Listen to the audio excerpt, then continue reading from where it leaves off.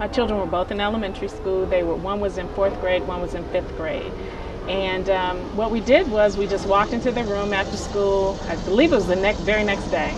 And because it's something that you don't want to just keep secrets. You know, young kids are very sensitive to what's going on in the house. Yes. And I think honesty is something that we always try to perpetuate in our household. So we both felt bad for keeping that secret from them because they're going to be affected by that too.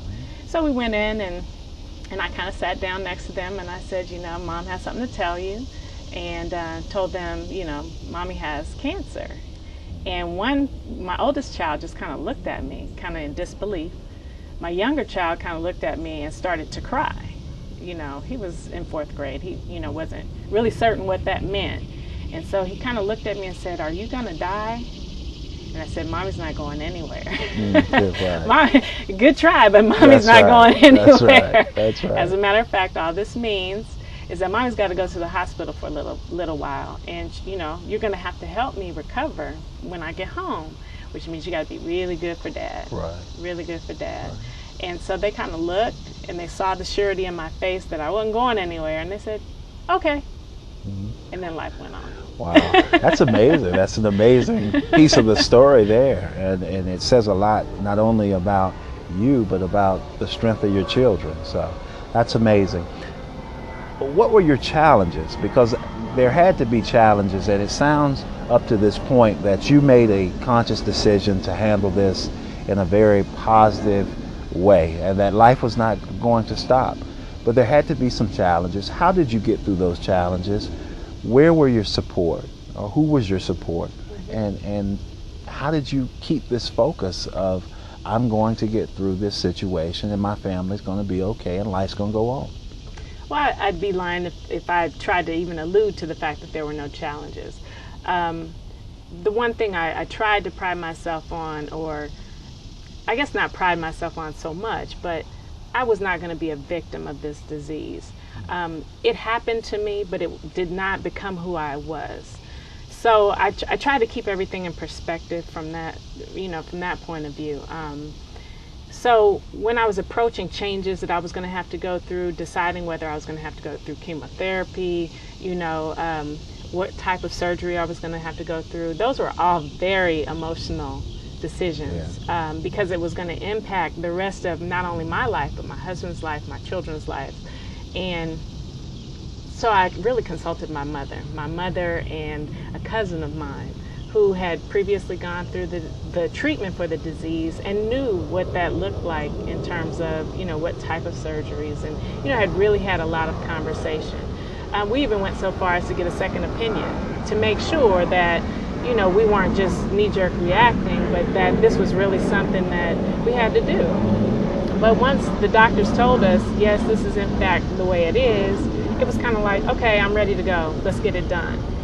The healing process, however, was hard. It was arduous. It was, I mean, when you say helpless, yeah, that's how I felt at times, because I couldn't move my arms, or I couldn't, you know, do things for myself, and I had to be very, very dependent on my family, on my children, on my mother. My mother came to stay with me for a time so that she could take care of me.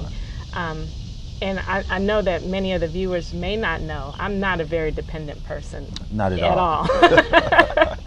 So that was a real adjustment for me in terms of dealing with reality. You know, you can't do it all.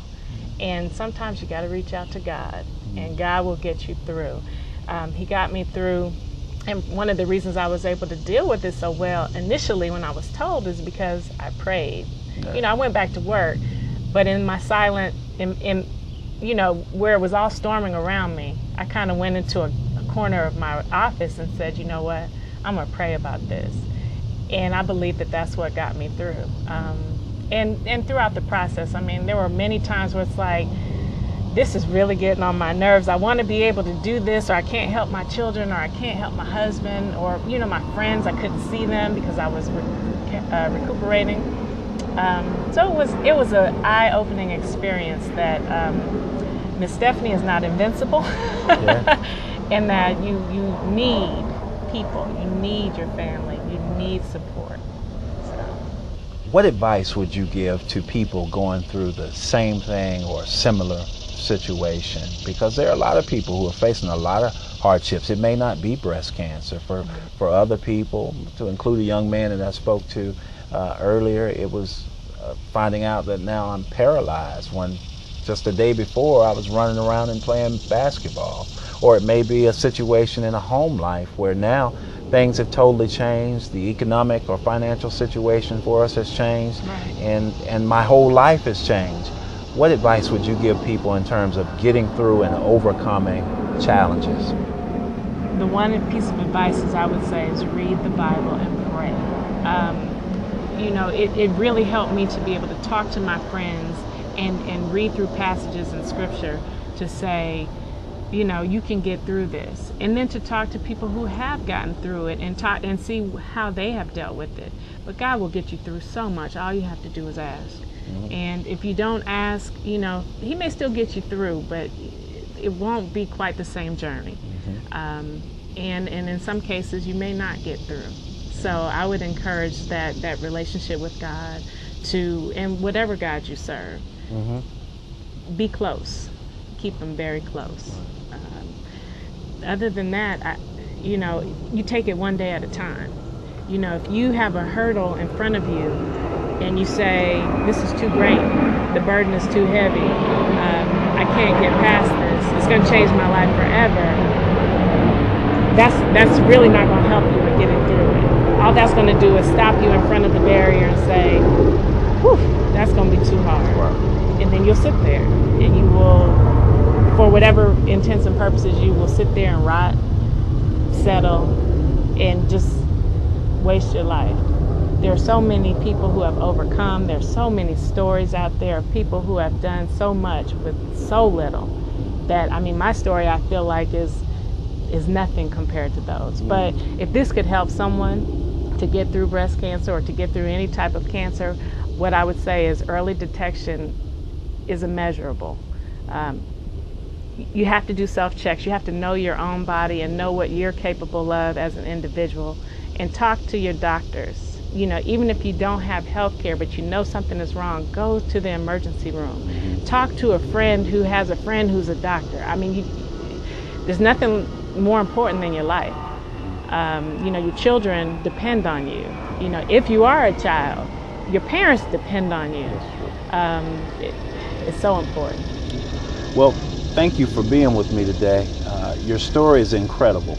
I know you kind of said that compared to many, it may not be that significant, but to the people who are watching this show, it's going to be very significant in their lives. So I thank you for it, and thank you for hanging with me. And I'm very proud to serve with the one and only Dr. Stephanie Phillips, our Deputy Superintendent for Clayton County Schools. Thank you. We'll be back in just a moment.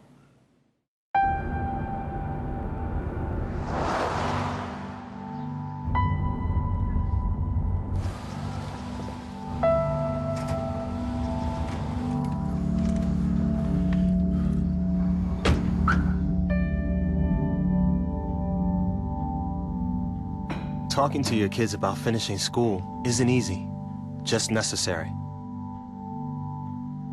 Go to boostup.org for materials that can help. The coolest people I know are the faculty and staff of Point South Middle School. Under the leadership of Mr. Dean Lillard and assistant principals Dr. Jaquita Vickers and Mr. Michael Walraven, Point South Middle School has made AYP 3 of the last 4 years. This is after being in needs improvement status for 4 years consecutively. Because of the hard work and the dedication of this tireless band of professional educators, Point South Middle School has been removed from the needs improvement list, and School of Distinction status is in their sight.